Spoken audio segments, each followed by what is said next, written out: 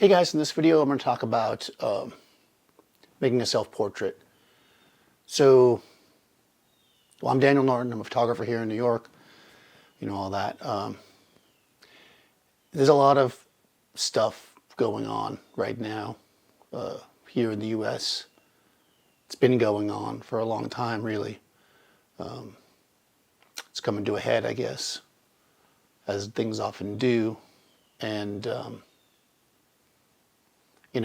for me, and for a lot of people I know, this is, it touches really close to home, stuff that's going on.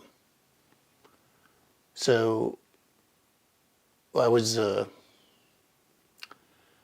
going to go for my walk today because it's actually a nice day, thinking about what I might do a video about, what I might talk about. And when I came here, which is, welcome to my bedroom, it's a bit disordered. My brain's been a little all over the place the last week. And I picked up, my guitar, one of my guitars, and just started, without even thinking, just started strumming and playing and just kind of trying to get into another state of mind, trying to have a release. And it occurred to me that, arts, whether it be music or dance or poetry or photography, painting, whatever, can be a way for us to express ourselves, obviously, but it also can be kind of self-medicating. The process of creating can help us to kind of pull things out from inside of us that need to be pulled out, but also bring things into us that maybe need to be brought in and allow us to see the world maybe more clearly. Maybe you already see it that way, but it's a way to express it, to kind of make it physical, in a sense, if pixels are physical, right? So, as I was sitting here and I was thinking that, I was actually playing, or trying to play, a song by Bruce Springsteen called American Skin, which is very, of course, relevant to what's going on. And I recalled this, one of my favorite shots of Springsteen, made by Lynn Goldsmith, and he's kind of sitting in this pretty sparse, empty room on a bed that's been stripped, and he's basically sitting on a mattress. And I thought, well, that's kind of a cool shot. Maybe I should try to replicate that. And then I thought, well, that's not, that shot was him in that moment with her. My shot is me here in this moment. So what is it that is going on with me and my feelings and my stuff? So I just decided, this is literally where I was sitting, and let me just reproduce that a little bit more refined, or figuring out how I might do it. Of course, if I just sat here and shot it, it looked flat and boring. And basically, that's not what I'm feeling. I'm not feeling flat and boring and uninteresting. I'm feeling moody, right? There's a lot of emotion going on. So I wanted to create something and use light for that reason, right? That's why we use light. So that being said, I set this thing up, and I had a couple of ideas of how I might do it. But one idea really stuck with me. Is Seth often makes fun of me. I do a lot of this kind of side/backlight stuff. So I have basically off to my side here my Shimira extra small. It's in a Profoto A1. It's maybe I can almost touch it with my arm. I mean, I know you can't see it because it's over here. It's literally just out of frame. I wanted the light to feel kind of soft, but I also didn't want it to spread everywhere, and I wanted mood. It's one of the reasons why we use smaller sources, is so that we can get them in close. And being that it's, it's still a softbox, it's still relatively soft. I mean, I didn't want to look terrible. So I put this out here. Now, the other thing I had done, because there's a window behind me, I thought, well, the bed, I could see, right, that the window itself is throwing light on the bed, and I thought, well, I should probably do that. So I had put another light right next to it in the back, throwing light.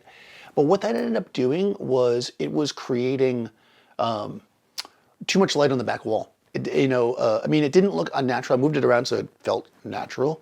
But at the same time, I felt like it may have made the shot too bright. It just didn't give me that silhouette that I wanted. So I was pulling the light out, and as I was, the lights, and actually the light's going up and down now, I suppose. I could feel it. the light was going up and down, and I saw through over here, there's a window. Actually, when you guys see my normal porch videos and you are looking at me sitting there, there's a window off to my side. That window is over here, and it has shutters in it. So I thought, maybe I should shoot some light through the shutters. So I took my second light, and instead of shining it directly on the bed here, I went and put it out on the porch outside. It is fitted with a nothing. I mean, I actually put the bounce card on it to give me a bit of a control of it when it was in here. I didn't need it for out there, but it was already on the light, so I just left it on. It doesn't hurt it. And I'm basically just focused the head down. I get the blinds open a little bit, so it breaks the light up a bit. I mean, you can't, you'll see it you see it in the stills, but you don't see it here clearly. Even though I have the modeling lights on the flash, they're very weak. It's actually pretty dark in here, based on the exposure I have on the camera. So I actually have over here, this I did not use in the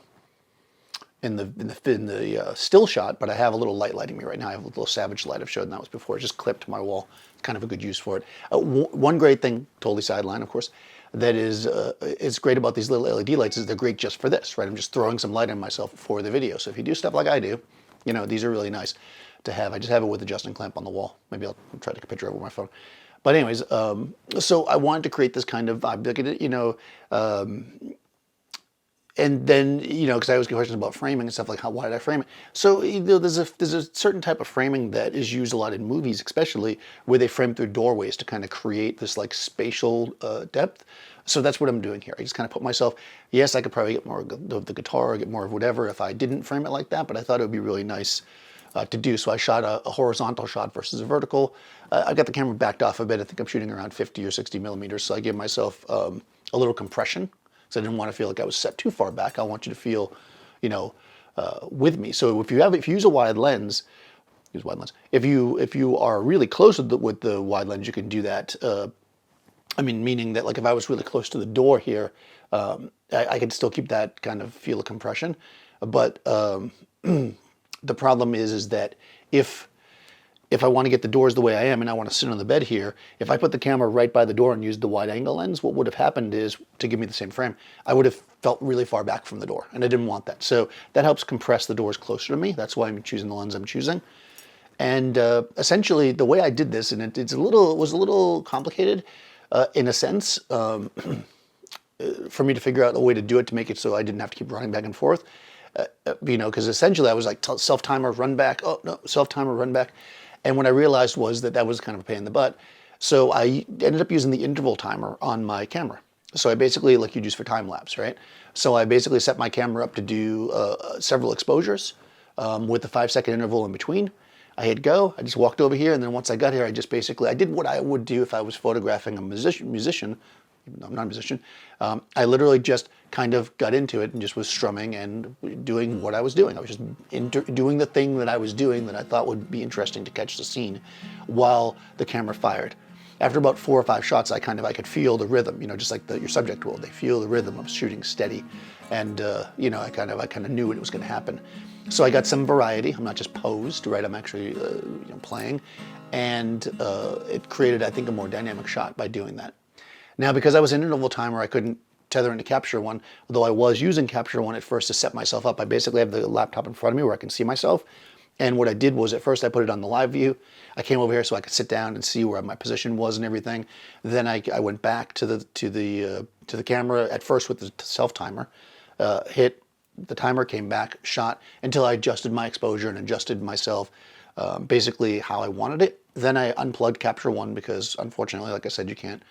At least I couldn't figure out how to do interval with Capture One. The camera kept telling me it couldn't do it when it was tethered. So, the way I would do it if I had all my gear here, just because somebody's going to ask, is I would use my pocket wizards and use them as a remote, but I don't have those, right? Again, I'm working with less equipment than I normally have. There is gear for everything, right? The pocket wizards could have done it. I could have remotely fired it and done an interval and been tethered. But since I couldn't do that, I just untethered myself, shot the shots, went back, looked at them on the back of the camera. They looked good to me. I'll just copy them into Capture One, using the memory card to do it. So it's not a big deal to do that. And then we'll edit them up. At first I kind of had the idea of this being black and white, but because I didn't start off with the camera set in black and white, I saw it in color. I think I'm just going to leave it in color because I feel like generally when I shoot stuff, the that's what I do. But we'll see. I mean, maybe I'll try some black and white, and maybe if I like them, then I'll put a black and white option, or maybe I'll do it anyway. I'll show it in black and white and in color at the end of the video here. But hopefully this has given you some insight and maybe some inspiration to do something like this yourself. It's not that hard to set up a self-portrait. It doesn't have to be lit, although lighting stuff really allows you, again, to shape the mood. If I just went with the ambient light, like even here, this is the reason why I'm using this light to light me, so I could keep it kind of moody so it fits the stills. If I just went higher ISO, wouldn't need a light here because it's not super dark. It's the middle of the day. But if I did that, the window behind me would be blown out, super blown out. I should say it's probably blown out anyways in the video. And all of this would just be flat, and there was a lot of intentional stuff done here. I basically left the space the way it was because I think when you go into somebody's space, and in this case, my space, you can move things around a little bit. If it's a commercial type shoot or a corporate shot, you want to do that. But if it's an actual portrait of an artist or a craftsman or whoever in their space, a lot of times it's nice to just leave the space the way it is, more or less. So that's what I did. Hopefully, this will help some people come up with some ideas to maybe, if you're having troubles, coping or with whatever, there's a lot of things going on in the world. There's always a lot of things going on in the world. Think about that. Go into yourself, do some self-portraits. And it's funny because I had actually had my list of things I was going to do a series, which I still will, doing self-portraits, but I was actually going to do them just to show different lighting techniques. I'm just going to use myself as the model because I thought it'd be fun just to, show like split lighting and broad lighting or whatever, and just on myself, shooting kind of headshots.